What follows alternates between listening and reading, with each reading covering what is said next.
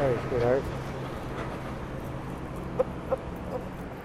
A small but impassioned group of protesters at GM headquarters. I hate being here outside this building, and it just reminds me that she's never coming back.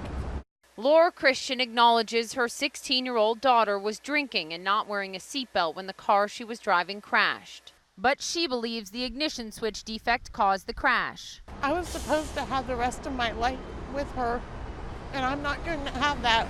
Ken Reimer drove 11 hours to stand here as GM shareholders met inside. He believes the crash his stepdaughter died in was caused by a faulty ignition switch. This is their home court. This is where we need to be. These two young girls died because of what they didn't do, so we want to make sure that they remember what happened.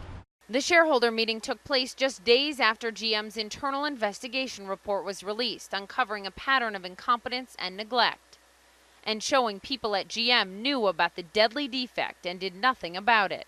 Conducted by former U.S. Attorney Anton Valukas, the report said, quote, "The switch was so plagued with problems that the engineer who designed it labeled it then the switch from hell."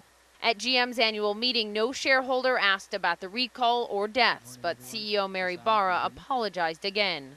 I know there are no words that can capture and explain the grief and pain that each of you feel. GM says 13 people died as a result of the defective switch. They're only counting frontal impact crashes where airbags did not deploy, therefore only counting victims in the front seats. Why are those that died in the back seat of a car that crashed because of the ignition switch defect not counted on the list? Our goal is to make sure everyone who was impacted by the ignition switch issue is appropriately compensated as it relates to those who lost loved ones or those who had serious physical injury.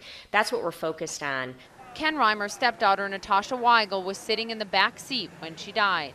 The loss of life is something that you can't describe. The loss of a child, it was a simple fix. They could have fixed this problem before it even happened. These two young girls did not need to die in vain. I want to see GM being held criminally liable, at least the people that knew and did nothing. None of those families were inside for the shareholder meeting, but General Motors says they would have been allowed inside had they asked. Meantime, GM dismissed 15 employees late last week after the findings of that internal investigation.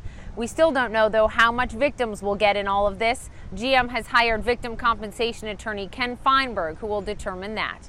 Poppy Harlow, CNN, Detroit.